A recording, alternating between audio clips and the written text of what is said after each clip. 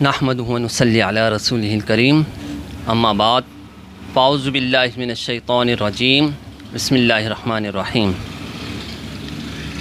حمد و نعت رمضان ٹرانسمیشن میں آج ہمارے مہمان دارالعلوم برکاتیہ کے ناظم تعلیمات اور حضرت علامہ حسن حقانی رحمۃ اللہ تعالیٰ علیہ کے خاص شاگرد جناب حضرت علامہ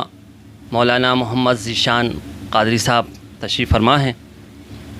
اور یہ ہمارے علاقے کی جامع مسجد حلیمہ بطحہ کے بھی امام و خطیب ہیں، اور ماشاءاللہ تراویحیں سنا رہے ہیں، اور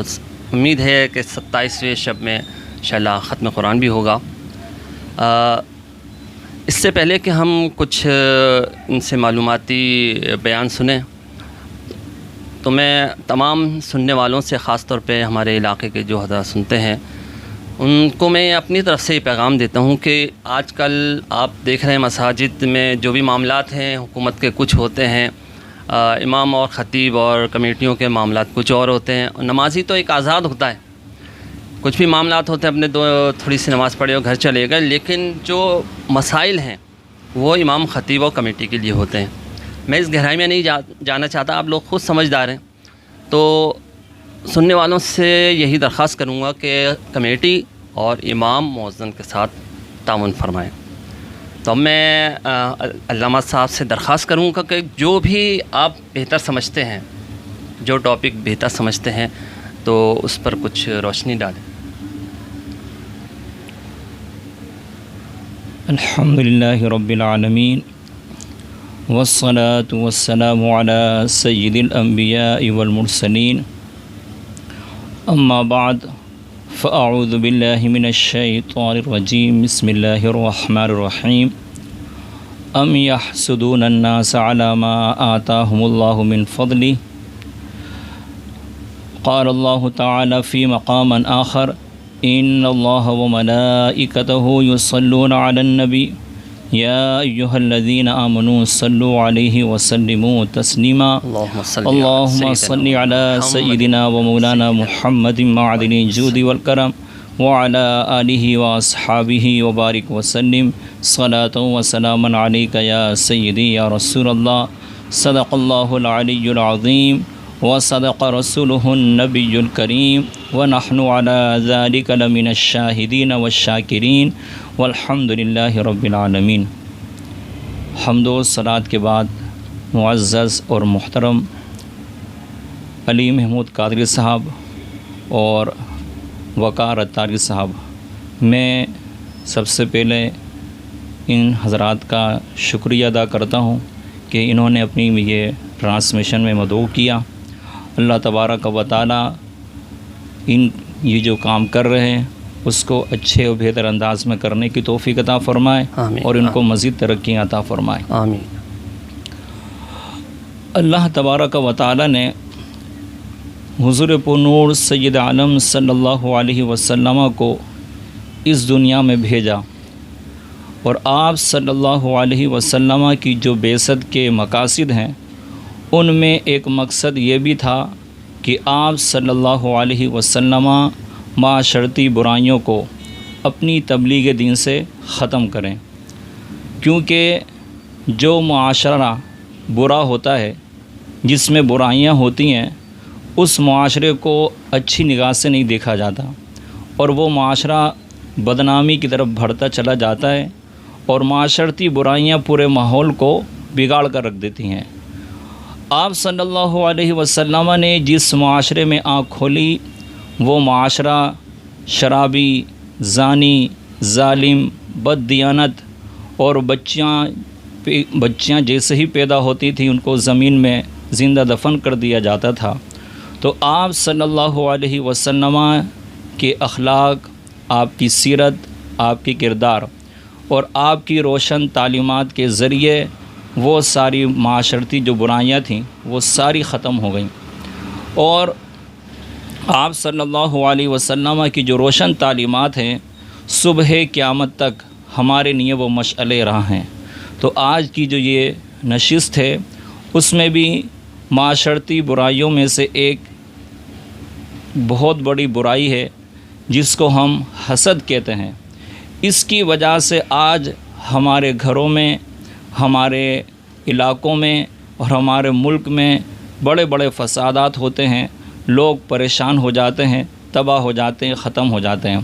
قرآن کریم اور احادیث مبارکہ میں اس کی مذمت بیان کی گئی ہے۔ اللہ پاک قرآن پاک میں ارشاد فرماتا ہے، ام یحسدون الناس علی ما آتاہم اللہ من فضلہ، کیا وہ لوگ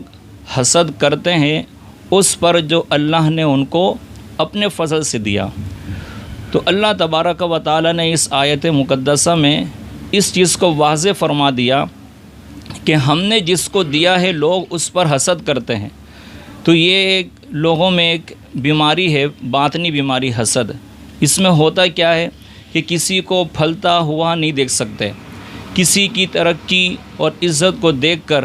دل رنجیدہ ہوتا ہے، کسی کی بڑھتی ہوئی عزت اور دولت کو دیکھ کر کیا ہے آدمی جلنے لگتا ہے،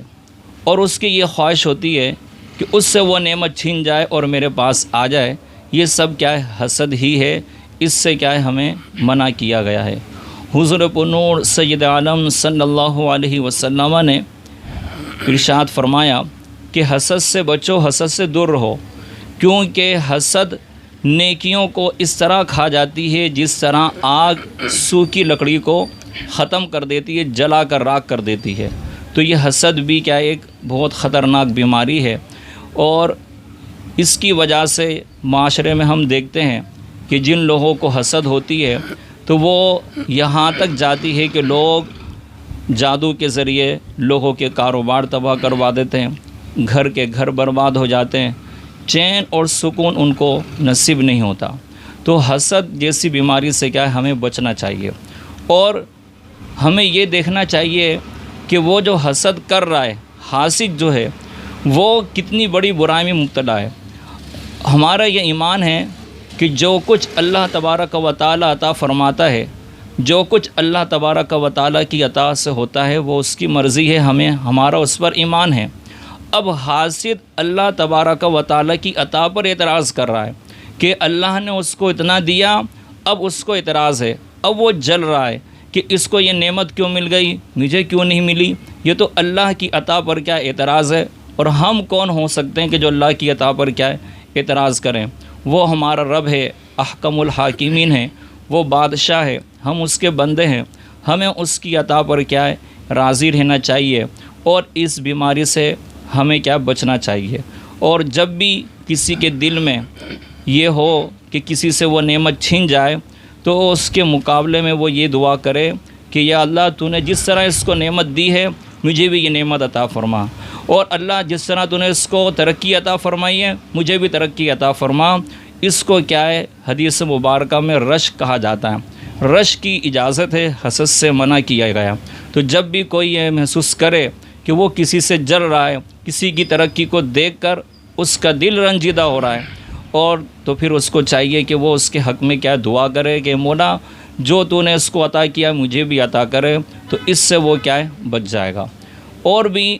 معاشرتی برائیاں ہیں جس کی وجہ سے ہمارا معاشرہ کیا ہے اسلامی معاشرہ تباہ برباد ہو گیا ہے۔ اس کی وجہ کیا ہے کہ ہم اسلامی تعلیمات سے دور ہو گئے، اسلامی تعلیمات کو ہم حاصل نہیں کر رہے۔ اسلامی تعلیمات سے ہم جتنا دور ہوتے چلے جائیں گے ہمارا جو معاشرہ ہے وہ تباہ برباد ہوتا چلا جائے گا۔ تو ہمارے اب اسلامی معاشرے کی جو صورتحال ہے وہ یہی ہے کہ ایسی بہت ساری چیزیں کیا ہیں جو ہماری معاشرے میں رائج ہیں، معاشرتی برائیاں اس میں شامل ہیں، جس کی وجہ سے ہمارا معاشرہ تباہ ہو رہا ہے، اور کوئی بھی آدمی سکون اور چین میں نہیں ہے۔ اور اس کی صورت یہی ہے کہ اگر معاشرتی برائیاں ختم کرنی ہیں تو ہمیں اسلامی تعلیمات حاصل کرنی ہوں گی، اور اسلامی تعلیمات حاصل کرنے کے لیے ہمیں علماء کرام کے پاس جانا ہوگا، ان کی محافل میں بیٹھنا ہوگا، اور وہاں جا کر ہمیں علم دین حاصل کرنا چاہیے۔ حدیث مبارکہ موجود ہے کہ آپ صلی اللہ علیہ وسلم نے ارشاد فرمایا یا تو عالم بنو یا طالب علم بن جاؤ، یا علم حاصل کرنے والے بنو، یا علم اور علم والوں سے محبت کرو۔ پھر آپ نے مزید ارشاد فرمایا کہ 5ویں صورت اختیار نہ کرنا ورنہ تباہ اور برباد ہو جاؤ گے۔ تو یہ حدیث مبارکہ ہے کہ آپ صلی اللہ علیہ وسلم نے اس چیز کو واضح کر دیا کہ اگر ہمیں تباہی سے بچنا ہے تو ہم یا تو خود عالم دین بن جائیں، اگر عالم دین نہیں ہے تو طالب علم سیکھنے والے بن جائیں، یا پھر علم کی جو مجلسیں ہیں جہاں علم دین لوگوں کو دیا جاتا ہے، جہاں علماء کی محفلیں ہوتی ہیں، وہاں جا کر ہم توجہ سے علم دین حاصل کریں۔ اگر اتنا نہیں کر سکتے تو کم از کم علم اور علم والوں سے محبت کریں، اور اگر ہم نے 5ویں صورت اختیار کی تو پھر تباہی اور بربادی کیا ہے، ہمارا مقدر ہوگی۔ تو معاشرتی برائیوں سے اگر بچنا ہے تو اس کا بچنے کا یہی حل ہے کہ ہمیں اسلامی تعلیمات حاصل کرنی چاہیے، علماء کا ادب اور احترام کرنا چاہیے، ان کے پاس جا کر علم دین کیا ہے حاصل کرنا چاہیے۔ اللہ تبارک و تعالی سے دعا ہے کہ ہمیں قرآن و سنت کو سمجھنے اور اس پر عمل کرنے کی توفیق عطا فرمائے۔ وما علینا الا البلاغ المبین۔ سبحان اللہ، ماشاء اللہ۔ یہ تھے جناب حضرت علامہ ذیشان قادری دامت برکاتہم العالیہ، جو کہ دارالعلوم برکاتیہ کے ناظم تعلیمات بھی ہیں۔ ماشاء اللہ بہت ہی پیارا اصلاحی بیان فرما رہے تھے۔ اللہ تبارک و تعالی سے دعا ہے کہ جو کچھ ہم نے سنا ہے اس پر عمل کی توفیق عطا فرمائے۔ انشاءاللہ کل نئے ثناخواں اور علماء دین کے ساتھ حاضر ہوں گے۔ کل تک کے لیے اجازت دیجیے۔ اللہ حافظ۔ السلام علیکم۔